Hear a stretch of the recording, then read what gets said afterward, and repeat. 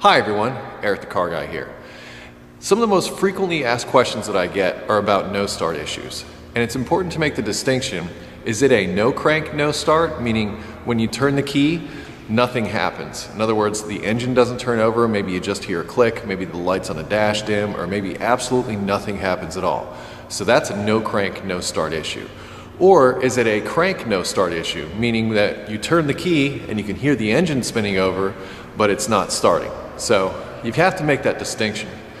Behind me we have the Civic that we put the engine in last year, and it has a no crank, no start issue. So I'm going to walk through some of the steps that I go through whenever I'm confronted with this problem. And for that, let's start with the basics. So we want to verify the complaint. So let's get in, turn the key, and see what happens for ourselves. And by the way, for those of you that are wondering, this is a 1999 Civic DX with 207,000 miles on it. So now I'm going to stick the key in and see what happens when I turn it.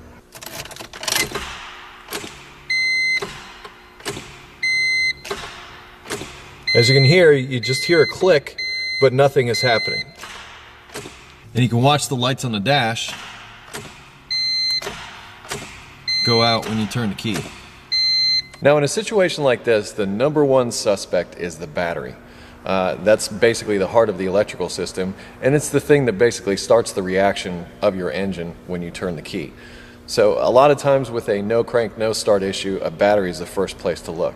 So here's a quick check for you, just to, without grabbing a battery charger or anything, just to see if the battery and its connections, that's an important note. Not just the battery, a lot of times it could just be a battery connection that's the issue. Aside from all that, just a quick check of the battery and its connections, or just turn the headlights on and see how they look. If they're nice and bright, it usually means that the battery and its connections are okay.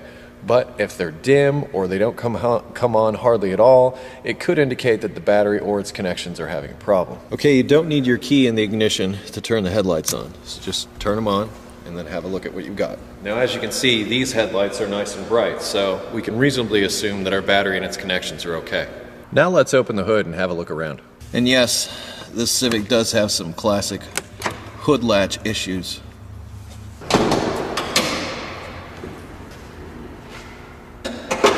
Now let's just start with a good visual inspection of the battery and its connections. This one has a little bit of corrosion. This is not a valid hold down for the battery, but I suppose it does its job.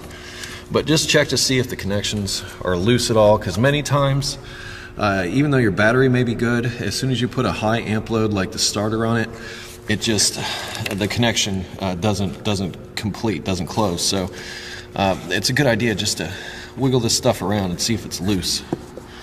We're all right here.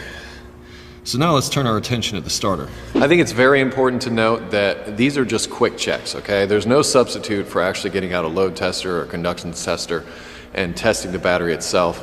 Also doing a voltage drop. You can actually check out my video on starter diagnosis for that.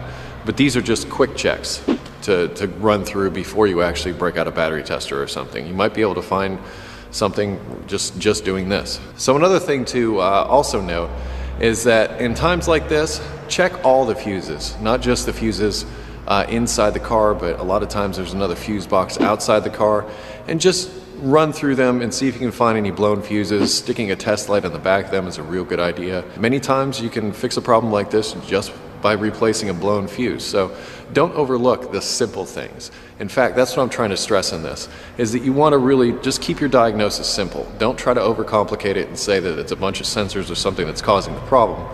Don't condemn anything unless you have evidence of that. So before you have any evidence, just keep it simple. Look at the easy stuff. Now let's take a look at that starter. Now the starter and its connections on this vehicle are located just down behind the distributor, down underneath here. And it's not likely the electrical connections or whatever came loose. If you recently did some work, that is a possibility.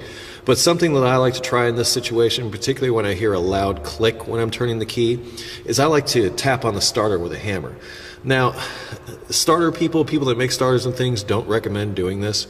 But I've found that sometimes if you tap on the starter a few times, many times it will reestablish the connection and you'll be able to start the vehicle and get to where you need to be until you can replace it. So I'm just going to get down in here with a hammer and give it a few taps and see what we have. So I'm just going to take, actually I've got a brass hammer here so that I don't damage it, and I'm just going to reach up,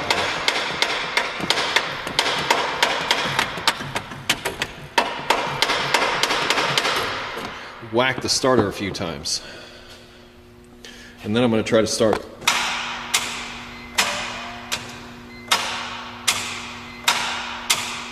I don't really think it's the starter in this vehicle. I actually think that there may be a mechanical problem with the engine, because if there is a mechanical problem with the engine and it cannot be rotated, or the engine itself cannot rotate because of some mechanical malfunction, then the starter's not going to be able to rotate the engine. So right now, what I'd like to do is the next step, which is verify that the engine cannot rotate on its own. And the way I'll do that is I'll just remove the spark plugs, and then I will try to turn the crankshaft by hand. And if you remember from the other videos, this engine rotates counterclockwise, so you want to be sure to rotate the engine in the normal direction of rotation. But, and I'm not saying you have to do this every time, because I'm certain that the starter is getting the power and ground that it needs. I am also reasonably certain that the battery has enough power to run the starter. So this leads me to think that, okay, it could be a bad starter, or there could be, like I say, some mechanical issue. And like I said, my instinct tells me that this could be a mechanical issue.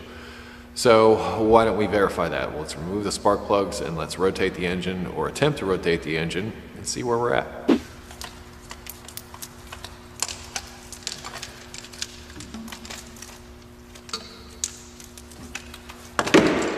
Now, some of you may be asking a very legitimate question at this point, and that is, Eric, why are you taking the plugs out now? Well, the engine rotates a lot easier without the spark plugs in it. To be honest, you don't have to take the spark plugs out in order to verify that the engine is moving or not moving. I'm just doing it so that I can get a look inside the engine. Also, I'm going to take a look and see if there's any oil in the dipstick, because if I don't see any oil in the dipstick, well, that could clue me into something a lot more tragic. So before I pull the first plug, I'm actually going to pull out the dipstick and take a look and see if it's got any oil in it.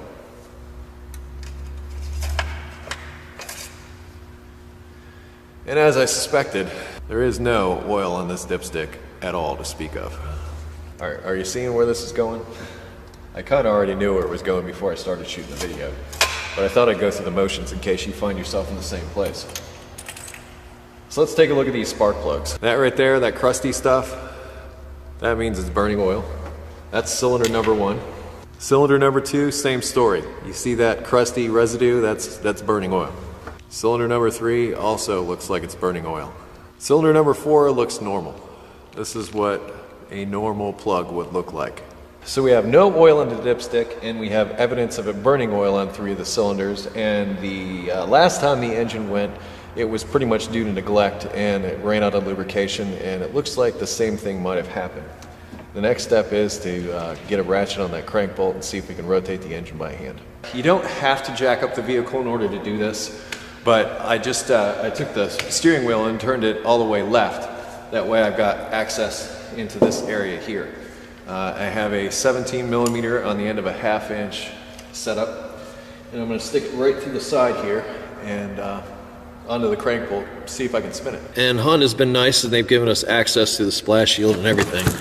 So I'm just gonna slide right into this. There we go.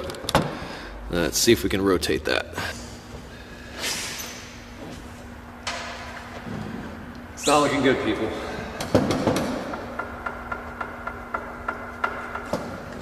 I can't rotate it. It goes counterclockwise. I can't rotate it in a counterclockwise direction. Notice I'm pushing with my open hand so I don't punch the floor.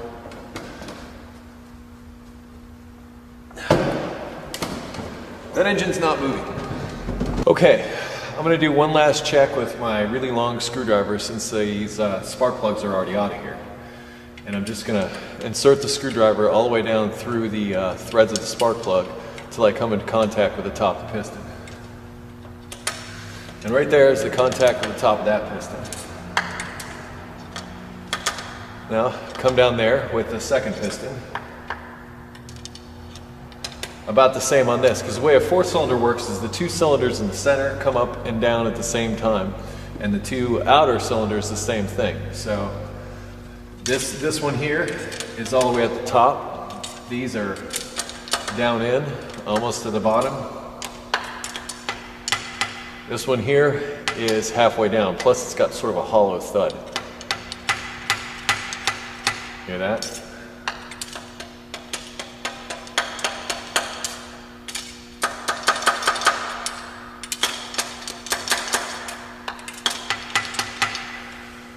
Pretty much, I'm thinking broken connecting rod, which means that the engine is locked up and damaged and needs to be replaced once again. It's unfortunate. In fact, if I'm able, yeah, I'm actually able to move that piston down a little bit, which pretty much says that connecting rod is toast. Let's sum this up. Okay, at this point I think we can reasonably conclude that there's a connecting rod broken inside the engine and the engine needs to be replaced yet again. Got run low on oil. Lack of lubrication pretty much spells the end of any engine. Now, one of the things that you can also do is stick a light down into those cylinders and take a look at the tops of the pistons. In fact, that's what I did initially just to have a look, but there's no way I can bring you, the camera, in there to see what I'm seeing, so it's just so much easier to do it this way. If you do have, and this is the takeaway here, when you have a no start condition, please differentiate between whether it's a crank no start or a no crank no start. This is a no crank, no start. The engine didn't turn over at all. It could have been a starter, it could have been a battery problem, it could have been a lot of things, but basically the conclusion is the engine does not have the ability to rotate, and therefore the starter cannot rotate the engine. So the starter's not bad, the engine is. So that's always a possibility, and this is how you would verify and see if you have a seized up engine. So we've got our work cut out for us, but we're not going to cover that in this video. Actually, we've already covered this in another video, so if you want to see the engine replacement on this very vehicle, I've got an engine series on that. I may touch on it again. This time I think we're going to go over the remanufactured unit, one that doesn't burn so much oil, because it seems that this owner is not very good about checking the oil. And, you know, come on, think about it. If you buy an engine, it's reasonable to assume that it shouldn't burn oil, but this one did. I am Eric the Car Guy. You can always visit me at ericthecarguy.com, or you can follow me on Facebook and Twitter. And now on Google+.